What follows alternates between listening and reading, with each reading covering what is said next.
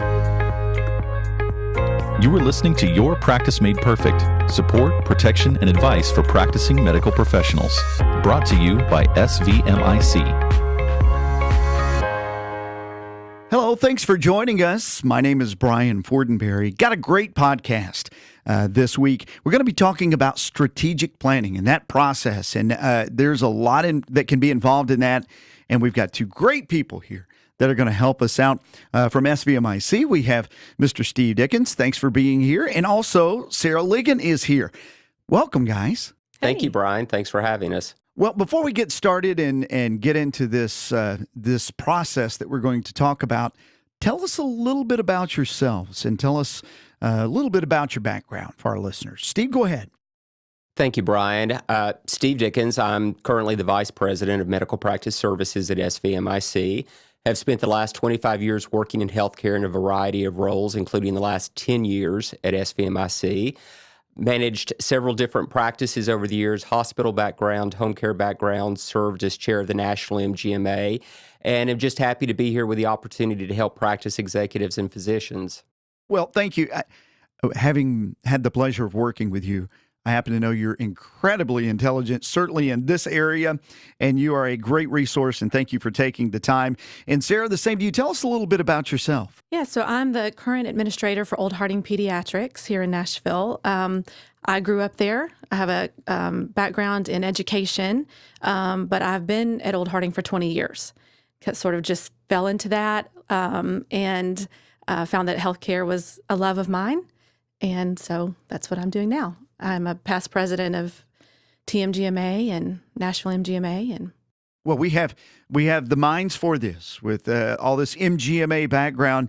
So let's start off with what in the world is the strategic planning process? The strategic planning process is really about identifying what is important to an organization, where they want to go, what are the steps to get there, who is in charge of those steps. Even at a more in-depth level, what are the resources it's going to take to get there, and then what is the timeline about it? In setting goals, it's really important that the organization identify all those elements of who, what, when, and how they are going to get there in order to measure whether they are making progress. It's all those things, and I guess it's kind of making sure everybody's on the same page? It is. Strategic planning is a really good opportunity for the leaders of an organization to come together and instead of following their own individual agendas, deciding what the greater good of the whole is. And in order to get into that process, everyone who comes to the table has to make the recognition that what may be best for me individually may not be best for the practice or for all of the physicians. So we set those things aside, and there can be many things that go into the process. Generally, there is research and preparation for the actual planning process itself. May require interviews, surveys, and different types of research. This is certainly not something that just happens by accident. I mean, it has to be, you're having to prep and plan for this, correct? I think the biggest issue is the planning, taking the time before you ever get to that point of what your goals are, who's involved, who you want there, the time needed. Is it a day thing? Is it a weekend thing? Is it a night thing? How much time you're willing to spend, and then who you want involved with that, and then what are your goals? I think you have to start with what your goals are to even know how to start planning. I think to me that's the biggest part is what are the goals for this. Sarah raises an excellent point. First of all, it can literally take months from the decision to have a strategic retreat to the actual execution of the retreat itself because of what goes into the process. But in terms of talking about what your goals are for the retreat, that is separate from the goals that will come out of the retreat. One of the first things that we do when a practice asks us to come in and lead a retreat for them, I like to sit down with the physician leader and the group practice administrator or manager as well to talk about what a successful outcome looks like to them. Because if they aren't on the same page, if they don't have realistic goals, then it really becomes a waste of everyone's time. And then from there, it may very well become a conversation with multiple physicians, or at least all the members of the board of directors who are going to be attending the retreat as well. It does require often then some buy-in from more than just one party. Right. Everyone has to buy in. If there's no buy-in, there's no end result. There's no, you won't leave this with any kind of good outcome. So from an SVMIC perspective, how does SVMIC get involved in this strategic planning process with groups or administrators? Our involvement begins with a request from a practice executive or a physician leader to come in and lead a strategic retreat. From there, the initial appointment is scheduled, and again, I like to meet with both the lead physician and the group practice administrator as well to determine what their goals are. And once I have a sense of what their goals are, we can move on to what the process looks like, depending on the size of the organization and how complex it is. It may be as simple as just conducting a survey of the stakeholders and then providing that information back, getting the date on the calendar, deciding what the agenda looks like, talking about, well, here's what everyone said, where do we want to go with this? In larger organizations, there generally are face-to-face interviews with the physicians, the board of directors. Oftentimes, we will survey the staff as well to see if their opinions align with those of the physicians. And that can be quite interesting when they have differing opinions on the strengths and weaknesses of the organization. Depending on the conversation, if they want to get into recruitment or expansion, there may be market research associated with that until finally we get to the day of the meeting. And we go through a conversation about what is strategic planning. We talk about the effective governance to make it work. And then we go through the results of the surveys, which will include the physicians' opinions of the organization, what's important to them. It may include the staff's opinions and what's important to them. And then we'll talk about what are the things that are going well in the practice, what are the things that are not going well, and what are the opportunities moving forward. And then following that, an action plan will develop from that conversation. Are there unrealistic expectations often when it comes to physicians or administrators? And you certainly would know from a practice perspective and as well as an organizational perspective when you're looking at it from there. But to me, thinking about it, it would be difficult to go into a situation and you have unrealistic expectations from the physicians and they think, oh, well, we'll just do this business plan. You're like, it's not that simple. How do you deal with that? That's a really good question because I think it kind of goes back to the planning and you setting those goals ahead of time. I do think it depends on your group. I think you're going to have those that think you can solve all problems in a 5-hour setting, and that's just not feasible. Right. So I think you have to go back and define, what are my goals for this? Are we talking about a 3 to 5 year plan?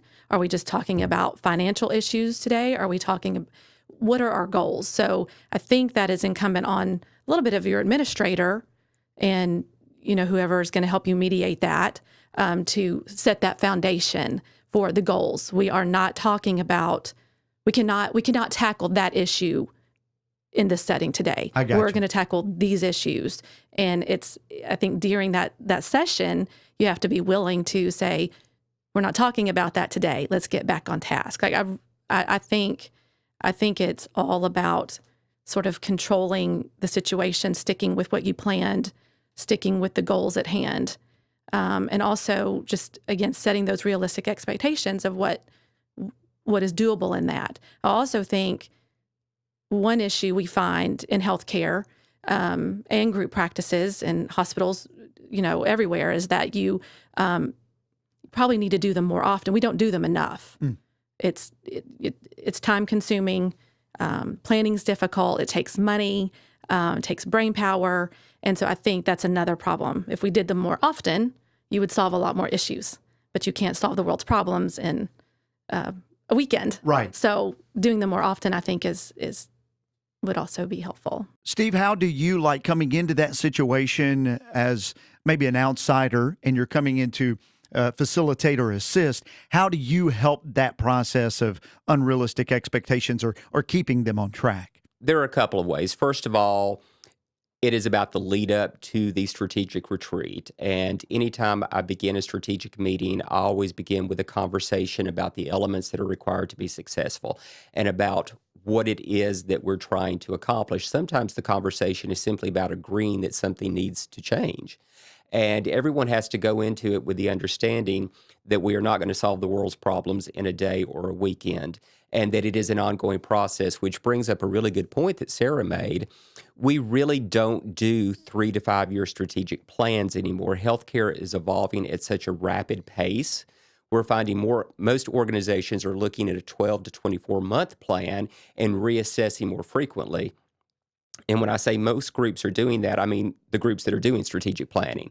Far too many groups choose not to do strategic planning and think this is something that they can get together and do once every 5 years. And it's an overwhelming task. And most groups need to touch it more often. And she raises another good point, too, about expectations. You have to be realistic in what those are. And the two things that I see which will doom a strategic planning process are ineffective organizational governance and the wrong culture. If any member who is there and part of the retreat walks out and says, I don't buy into this, it has failed. So it does That's take true. complete buy-in. It does. It does. And I guess that really goes back to what both of you were saying about making sure on your prep on the front end that it's kind of like a lawyer. You never ask a question you don't already know the answer to. You don't set a goal going in maybe to a strategic retreat that you don't know there's already going to be buy-in to. Right. And it's generally fairly easy to identify what the issues are going to be from the interviews and from the surveys. The question then becomes, what direction do they go in? And that's where it's really helpful to do the prep work of the interviews and the surveys so that I, as a facilitator, have an idea of what's going to come up. And one of the questions that I like to ask physicians and the practice administrator before I get to the actual day is, what are the elephants in the room? I don't want to be surprised by anything. Right. I think that's also what hurts practices sometimes when you don't have regular meetings, regular things, is you have blow-ups, you have the elephant in the room, you have things aren't taken care of regularly, and you lose that team, you lose that camaraderie, you lose that practice. People become individuals instead of a group, especially if you have multiple offices.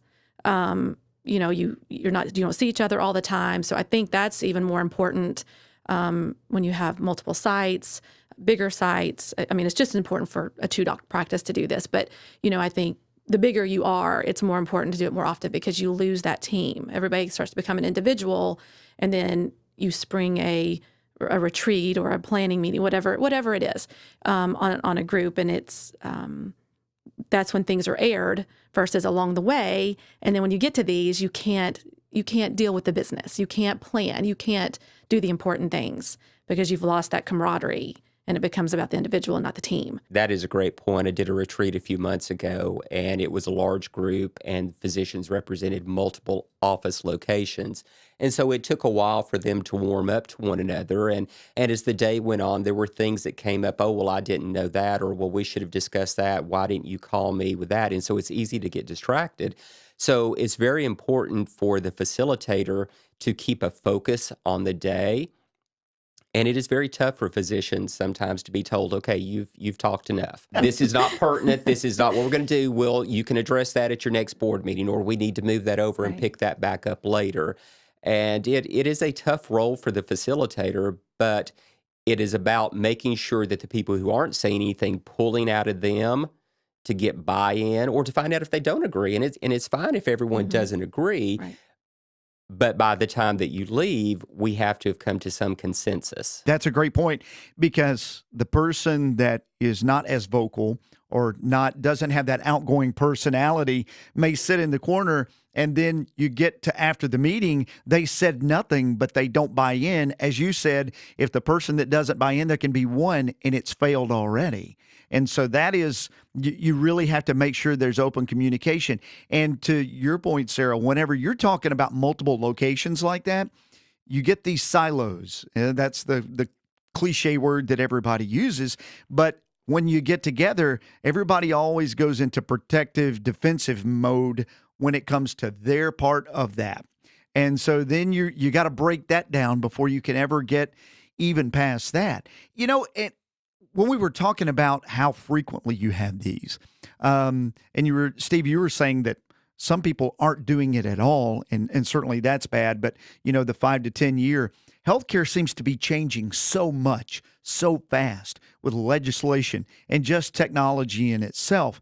What is a good time frame you think that practices should be doing this, because the target is constantly moving? Well, I think at a minimum, practices should probably be doing a strategic discussion at least every 2 years, every 18 to 24 months. And part of that is because it makes it less overwhelming. If you will do it more frequently, the conversation doesn't have to last as long. Many people think, oh, we have to go away for a weekend. We'll have to go on Friday night. We won't be home until Sunday. We don't see a lot of that anymore. If you are doing this on a regular basis, then you can spend 4 to 6 hours and have a really good conversation about that, as opposed to this thing that we dread every 3 to 5 years. And I think as an administrator, even what I'm finding is that you do have to step up and push that, because we are finding that physicians are working more, they're working harder, but it's hard to find that time. Their home life is just as busy as everyone else. Their practices are just as busy, and it's really hard to find that time. So I think you just have to be willing to push and push and push to make that an important part of the practice. It's hard. Yeah, I mean, and there's challenging topics, obviously, that you're going to have to spearhead in this. What is some of the benefits that you guys have personally seen? Maybe an example that would go a long way to convincing someone maybe that's listening today that we haven't done this before, but wow, I heard about this and there was a positive outcome. What is some benefit that maybe some of you, Steve, that you've led, or Sarah, that you've experienced in your practice that has come out of strategic planning that really made a difference? I think a lot of times it makes the group more cohesive, bringing those physicians together, realizing we have the same problems, we have the same concerns, we have the same challenges.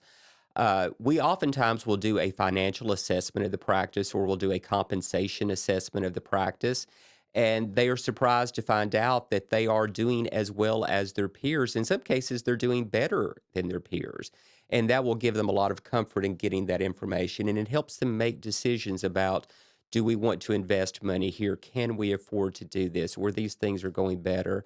Probably the most significant benefit I see coming out of this is when they make real decisions about whether they want to merge with another practice, whether they want to hire another physician, whether they want to open another location. That's what I would say. I mean, I'm echoing Steve just a little bit, but it's the big, for a lot of people, it's the big decisions. It's technology. Maybe a large technology purchase, maybe a large workflow change, but it's also, do we want to hire another physician? Do we want to do a new building? Do we want to, bring somebody in? What kind of changes do we want to make? New services. But the biggest thing that he hit on was that team building. You see them walk out, we talked about that splintering, or maybe they feel like individuals coming in. But if they do that more often, you see them all of a sudden walking out like they're friends again. Right. They started out kind of friends, and then they practice separately, and they don't see each other very often in that way. And they go in, and all of a sudden they kind of come out like, oh, we do have the same goals. But they may not always match up exactly, but in the end, they want to take care of patients. Clinical decision making is always high on the list. Right. It's all about the patients, and oftentimes that they realize their goals are the same. Getting there might be a little bit challenging, but the goals are often the same. And for the practice administrator, it gives him or her direction. Yeah. So oftentimes, because in a group where there are multiple physicians, the administrator may be getting differing directions from those individuals. And when everybody comes together as a group, it's an opportunity to remind them, well, the administrator actually works for the group as a whole. And it sets his or her work plan for the next 12, 18, 24 months. It's an excellent point. Yeah. Well, and I would think part of this too is we often live in a society that nobody ever tells you what you do right. They always tell you what you do wrong. And this to me seems like a good opportunity to get together, Steve, to your point early, of here's what we're doing right. Here's what's good, and being able to say, do we want to add another physician because we're doing so well in our business? We're getting so busy now. Maybe we can open up another location. Maybe. So it is some reinforcement of positive, not just all negative, right? What would you guys say to other practice, in your case, Sarah, like other practice executives that are planning to do this? They're maybe on the edge of it, don't know where to go, don't know where to jump off. And when we get in the boat, we're all going to be on the boat together. What would you say to those practice executives of your best advice in entering this process? I would say don't put it off, first of all. I think that's the biggest thing people do. I mean, I've done it. Other practices do it. Don't put it off. Don't be so scared that you just sort of keep putting it off. Just jump in, ask for help, ask SVMIC, ask somebody you're comfortable with, ask a peer that's done it before, ask them for help, but don't wait. Start the planning early, make it fun as much as you can. Right. Make sure your physicians are prepared, give them information, don't blindside them, make sure they know what's going on. But I think from my perspective is don't put it off, because I think that's what people do. I've done it. Others do it. You just got to jump in, set the date, have a goal, do it no matter what. It's almost like you feel, I don't have the time to do it, but you almost don't have the time to not do it either. Yeah, you just got to do it. You just got to jump in there. To that point, Steve, from a facilitator's standpoint, as we start to wrap up, what would you advise? We've talked about a lot of these things already, but what couple of key things would you tell practice administrators, physicians, and those out there? This is what you need to do, certainly thinking about the process before you enter the process and then once you're there. First of all, don't wait to the last minute to schedule it. If you've got to make a decision about renewing a lease or renewing an employment agreement, you can't call 2 or 3 weeks or a month beforehand and say, hey, we need to do this. There is generally months of lead time up to this to do the process appropriately. Make sure everyone in the group is on board with the process. You have to make sure that there is consensus about why we are doing this. Be open and honest with whoever is facilitating it. And there are many people out there who can facilitate a strategic retreat. Most practice executives are qualified to do it. The reason that they don't do it is because it allows them to participate in the process, and it also puts someone with an independent mindset in there to facilitate the conversation. The facilitator really should not have an opinion one way or the other, and physicians should understand that a facilitator is not going to give them the plan. They are simply going to keep the conversation on track. They will ask difficult questions. They will push people to participate. They will push people to not participate. And so that at the end of the day, whatever ends up on the plan, on the wall, or wherever it is about what they've decided to do with the best information they could get and the best practices available. I think that is so important. It sounds like to me that it is being willing to do it, willing to prepare, and then making sure everybody is on the same page. We will certainly put show notes to our podcast today. Steve, I'm certain they can get in touch with you, correct, at SVMIC? Absolutely. And we'll put other information out there. Guys, I really appreciate you being here today to talk about this important process. You're welcome. Thank you. Thank you. Thank you for listening to this episode of Your Practice Made Perfect with your host, Brian Fortenberry. Listen to more episodes, subscribe to the podcast, and find show notes at svmic.com/podcast. The contents of this podcast are intended for informational purposes only and do not constitute legal advice. Policyholders are urged to consult with their personal attorney for legal advice, as specific legal requirements may vary from state to state and change over time.